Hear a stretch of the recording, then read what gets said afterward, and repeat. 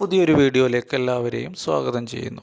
നമുക്ക് ഈ വീഡിയോയിൽ പറയുന്നത് GT മീഡിയ എന്നുള്ള ഒരു ഗ്ലോബൽ ബ്രാൻഡാണ്. ആ ബ്രാൻഡ് പുറത്തിറക്കിയ നിരവധി മോഡൽ റിസീവറുകളുണ്ട്. ആ റിസീവറുകളൊക്കെ ഉപയോഗിച്ചതിൻ്റെ അടിസ്ഥാനത്തിൽ തീർച്ചയായിട്ടും നമുക്കൊരു അഭിപ്രായം പറയാം അതിനെപ്പറ്റി.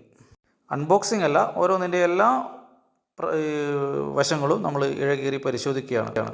ആദ്യം തന്നെ നമ്മൾ നോക്കുന്ന ഒരു box V9 prime, GT media V9 prime. ഏകദേശം 4000, 3500, 4000 ഇടയിൽ ഇതിന് റേറ്റ് ഉണ്ട്. നമ്മൾ ഗൾഫിൽ നിന്നൊക്കെ വാങ്ങുന്നതെങ്കിൽ നമുക്ക് ആ ഒരു റേറ്റ് വരും. പിന്നെ ഷിപ്പിങ്ങും കാര്യങ്ങളൊക്കെ ആകുമ്പോൾ ഒരു 3000 അടുത്ത് വരും ഗൾഫിൽ തന്നെ. ഇവിടെ ആകുമ്പോൾ നമുക്ക് ആ ഒരു 4000 അടുത്ത് റേറ്റ് വരും. വളരെ നല്ലൊരു ബോക്സാണ്. ഇതിൻ്റെ അഡ്വാൻറ്റേജ് എന്ന് പറഞ്ഞാൽ കുഞ്ഞൻ ബോക്സാണ്. നീളവും വീതിയും ഒരുപോലെ, ജസ്റ്റ് ഒരു 12 സെൻറ്റിമീറ്റർ വീതിയും അത്ര തന്നെ വീതിയും ഒക്കെ വരുന്ന ഒരു ബോക്സാണ്. വളരെ കുഞ്ഞൻ ബോക്സാണ്. ഹാർഡ്വെയർ, അതിൻ്റെ ബിൽഡ് ക്വാളിറ്റി ഇതൊക്കെ വളരെ മികച്ചതാണ്.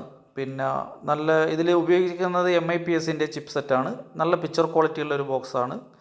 പിന്നെ ഇതിൽ പറയാനുള്ളത് ഇതിൻ്റെ ഓഡിയോ ഒക്കെ സൂപ്പറാണ്. പിന്നെ ഒരു ഡിസഡ്വാൻറ്റേജ് എന്ന് പറഞ്ഞാൽ ട്യൂണിങ്ങിന് ഒരുപാട് സമയം എടുക്കുന്നു എന്നുള്ളതാണ്.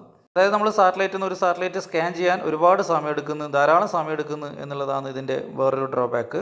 കൂടാതെ 40 ഡിഗ്രിയിലുള്ള S2X, അതുപോലെ DVB, S2X, H10 ബിറ്റ് ഇതൊക്കെ കുറച്ച് എന്താ പറയേണ്ടത്, സൗണ്ട് ഇല്ല. അതിന് സൗണ്ട് തീരെ കുറവാണ് എന്നുള്ളതാണ്. അതെല്ലാ ഗ്ലോബൽ ബ്രാൻഡുള്ള ഏറ്റവും വലിയ റിസീവറിലും ഏറ്റവും വില കൂടിയ റിസീവറിനൊക്കെ ഈ പ്രശ്നങ്ങളുണ്ട്. 40 ഡിഗ്രിക്ക് സ്യൂട്ടായതല്ല അത്. നല്ല ഓഡിയോ ക്ലാരിറ്റി ഒന്നും അതിനില്ല. ഓഡിയോ ക്ലാരിറ്റി ഉണ്ട്, നമ്മൾ ഓഡിയോ സൗണ്ട് തീരെ ഇല്ല എന്നുള്ളതാണ് ഇതിൻ്റെ വേറൊരു ന്യൂനത. പക്ഷേ ഉള്ളതിൽ വെച്ച് ഏറ്റവും നല്ല ബിൽഡ് ക്വാളിറ്റി ഉണ്ട് എന്ന് നേരത്തെ പറഞ്ഞിട്ടുണ്ടല്ലോ. അതോടൊപ്പം ഇതിന് നല്ല പിക്ചർ ക്വാളിറ്റി ഉണ്ട്. ഓട്ടോ ബിസ്, നിലവിലുള്ള എല്ലാ ഓട്ടോ പവർ വ്യൂ, നിലവിലുള്ള എല്ലാ ഫീച്ചേഴ്സും ഇതിൽ വർക്ക് ചെയ്യുന്നുണ്ട് എന്നുള്ളതാണ്. ഞാനിത് ഈ ബോക്സ് ഏകദേശം 2 മാസത്തോളം നിരന്തരം യൂസ് ചെയ്തിരുന്നു.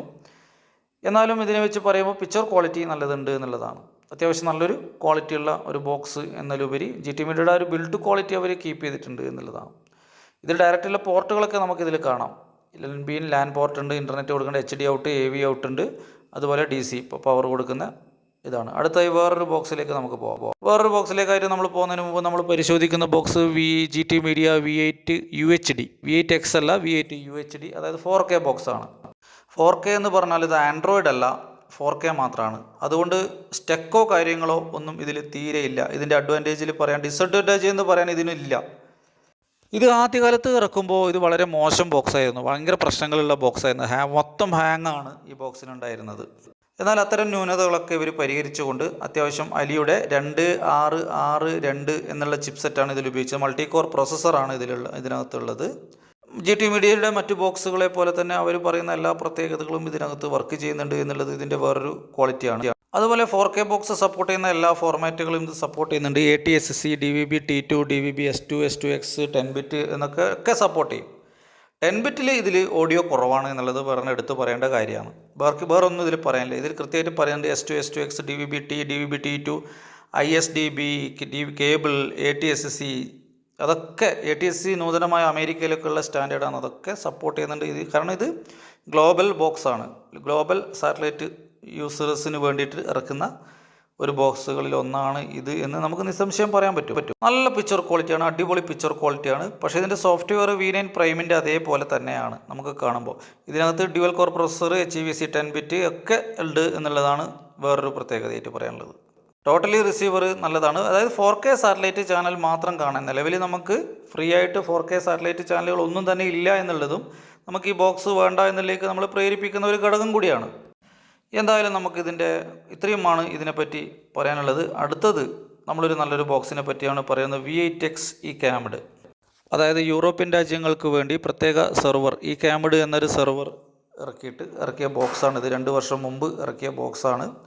അതിനുശേഷം ഇത് സോഫ്റ്റ്വെയർ അപ്ഡേഷനൊന്നും തന്നിട്ടില്ല എന്നുള്ളതും GT മീഡിയ ഇറക്കിയതിൽ വെച്ച് ഏറ്റവും മികച്ച ബോക്സാണ് എന്നുള്ളതാണ് എനിക്ക് ഇതിനെപ്പറ്റി പറയാനുള്ളത്. എന്തുകൊണ്ടെന്നാൽ ഇത് വെയ്റ്റ്ലെസ് ആണ്. ഒന്നാമത് ഹാർഡ്വെയർ സ്പെസിഫിക്കേഷൻസ്, വളരെ നല്ല ഹാർഡ്വെയർ സ്പെസിഫിക്കേഷൻസാണ് ഇതിലുള്ളത്. ഒന്നുകൂടാതെ ഇതിൻ്റെ ഡിസൈൻ അടിപൊളിയാണ്. GT മീഡിയയുടെ V8 നോവയുടെ അതേ സോഫ്റ്റ്വെയറാണ് ഇതിനകത്തുള്ളത്. എന്ന് മാത്രമല്ല അത് ആയതുകൊണ്ട് ഇതിന് നല്ല പിക്ചർ ക്വാളിറ്റി തരാൻ സഹായിക്കുന്നുണ്ട് എന്നുള്ളത്. എനിക്ക് തോന്നുന്നു ഇതിന് ബിൽഡ് ക്വാളിറ്റി നല്ല രീതിയിലുണ്ട് എന്നുള്ളതിനാൽ ഇതിനകത്തേക്ക് നമുക്ക് സോഫ്റ്റ്വെയറിന് കാര്യമായി പ്രശ്നങ്ങളൊന്നുമില്ല. നമ്മൾ ഒരു ഫോർമാറ്റിൽ നിന്ന് വേറൊരു ഫോർമാറ്റിലേക്ക് മാറ്റുമ്പോൾ, ഉദാഹരണത്തിന് DVB-Sൽ നിന്ന് S2ലേക്കും, S2ൽ നിന്ന് DVB-T2ലേക്കും, T2ൽ നിന്ന് നമ്മൾ വേറെ ഏതെങ്കിലും ഫോർമാറ്റിലേക്ക് S2Xലേക്കും 10 ബിറ്റിലേക്കൊക്കെ മാറുമ്പോൾ ഹാങ്ങോ യാതൊരു വിധത്തിലുള്ള ഹാങ് ഇതിനില്ല എന്നുള്ളതാണ്. അതേ നിലവിൽ GX ബോക്സിനേക്കാളും അലി ബോക്സിനേക്കാളും നല്ല പിക്ചർ ക്വാളിറ്റി ഇത് തരുന്നുണ്ട് എന്നുള്ളതാണ്. സെൻസിറ്റിവിറ്റി അല്പം കുറവ് പറഞ്ഞാൽ GT മീഡിയയുടെ മറ്റ് ബോക്സിൻ്റെ അതേ സെൻസിറ്റിവിറ്റി ഇതിനുണ്ട് എന്നുള്ളതാണ്. ഞാൻ GT മീഡിയയുടെ 4K ബോക്സ് അടക്കം ഉപയോഗിച്ചതാണ്. കംപ്ലീറ്റ് ഇപ്പോഴുള്ള ബോക്സ് ഉപയോഗിച്ചാണ് എനിക്ക് ഏറ്റവും ഇഷ്ടപ്പെട്ട ബോക്സ് ഇത് തന്നെയാണ്. അതുകൊണ്ടാണ് ഈ ബോക്സ് കൊടുക്കാത്തത്.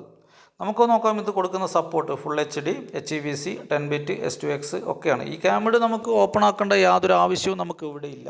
ഒരുപക്ഷെ ഈ ക്യാമഡ് ഓൺ ചെയ്ത് കഴിഞ്ഞാൽ നമുക്ക് ചിലപ്പോൾ അതിനകത്തുള്ള ഫീച്ചേഴ്സ് നഷ്ടപ്പെട്ടു പോകാൻ സാധ്യതയുള്ളതിനാൽ നമ്മളിതൊന്നും ചെയ്യാത്തത്. കാരണം അതിനുശേഷം ഇതിൽ വേറെ സോഫ്റ്റ്വെയർ ഇറക്കിയിട്ടില്ല എന്നുള്ളതും വേറൊരു സോഫ്റ്റ്വെയറിൻ്റെ ആവശ്യമില്ല എന്നുള്ളതും ഇതിൻ്റെ പ്രത്യേകത തന്നെയാണ്. നല്ല കളറ്, നല്ല പിക്ചർ, ട്യൂണിങ് വളരെ പെട്ടെന്ന്, മാക്സിമം 1 മിനിറ്റ് 2 മിനിറ്റിനുള്ളിൽ എല്ലാ സാറ്റലൈറ്റും ട്യൂൺ ചെയ്ത് കഴിയും. എന്നാൽ GT മീഡിയയുടെ മറ്റു ബോക്സുകൾ ട്യൂൺ ചെയ്യുമ്പോൾ ധാരാളം സമയം എടുക്കുന്നു എന്നുള്ളത് അതിൻ്റെ വേറൊരു ന്യൂനതയാണ്. എന്നാൽ ഈ പറഞ്ഞ ഒരു ന്യൂനത ഇതിൽ പറയാനില്ല. വളരെ യൂസർ ഫ്രണ്ട്ലിയാണ്. നമ്മൾ ഒരു സാറ്റലൈറ്റിൽ നിന്ന് വേറെ സാറ്റലൈറ്റിലേക്ക് മാറ്റി തിരിച്ചും മറിച്ചും വളരെ ഫാസ്റ്റിൽ പോകുമ്പോൾ ഇതിൻ്റെ പ്രൊസസ്സറും അതിനനുസരിച്ച് ഈ സോഫ്റ്റ്വെയറിനെ സപ്പോർട്ട് ചെയ്യുന്നത് കൊണ്ട് നമുക്ക് യാതൊരു വിധത്തിലുള്ള പ്രശ്നങ്ങളും ഇത് ഉപയോഗിക്കുമ്പോൾ ഉണ്ടാവുന്നില്ല എന്നുള്ളതാണ്.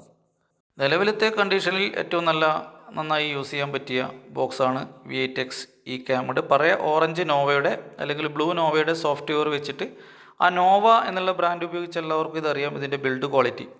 അതുകൊണ്ടാണ് ഇത് നല്ലൊരു ബോക്സാണ് എന്ന് പറയാൻ. എന്തുകൊണ്ടോ അറിയില്ല, ഓരോന്ന് നമ്മൾ നോക്കിയാൽ മാത്രമേ നമുക്കതിൻ്റെ ക്വാളിറ്റി തിരിച്ചറിയാൻ പറ്റൂ എന്നുള്ളതാണ് ഇത് സംബന്ധിച്ച് പറയാനുള്ളത്. അടുത്തത് നമ്മൾ നോക്കുന്നത് V8X.